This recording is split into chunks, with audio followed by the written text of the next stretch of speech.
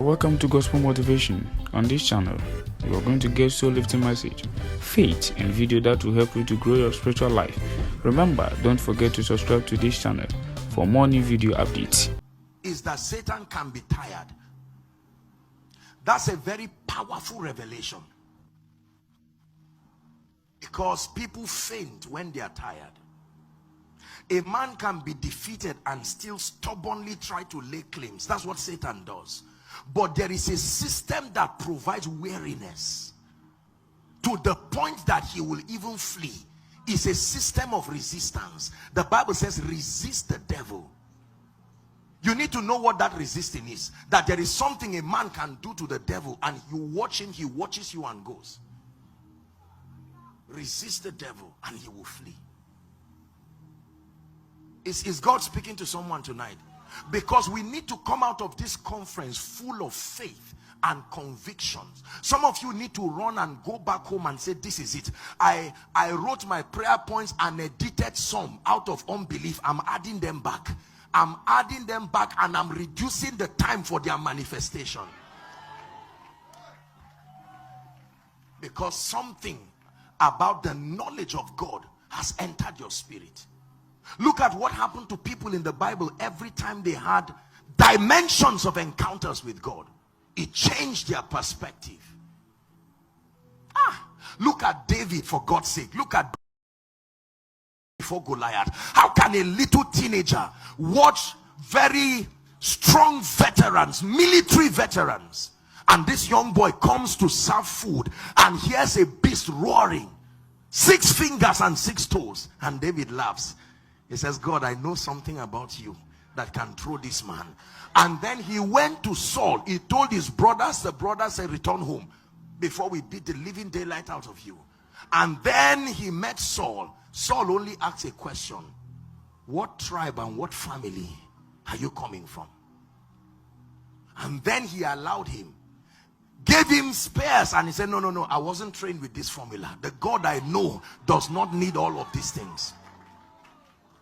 David is standing before Goliath. Remember, you are intelligent. When David stands before Goliath, you expect him to shake.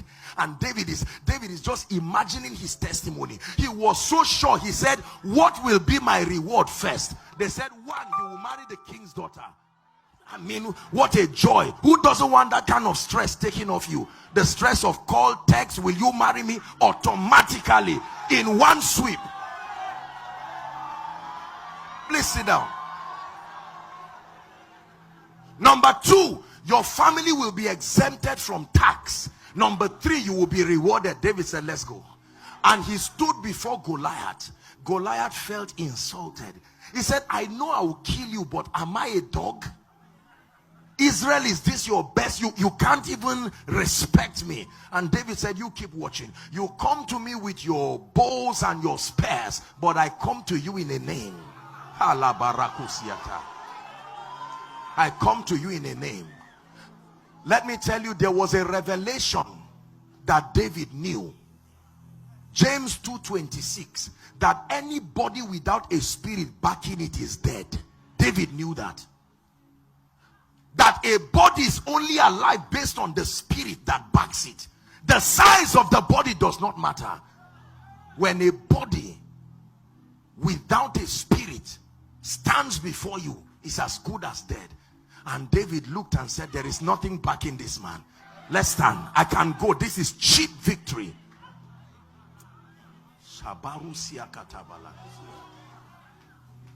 And then he told him, he said, mister, let me even tell you how I'm going to kill you.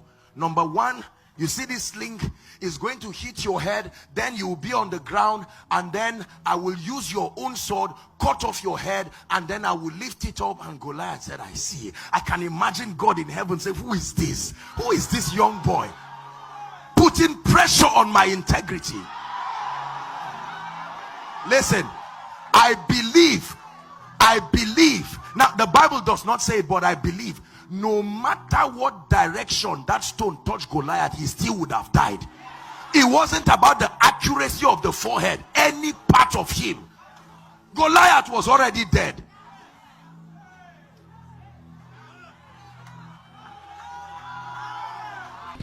Thank you for watching this video. God bless you, but don't forget to subscribe.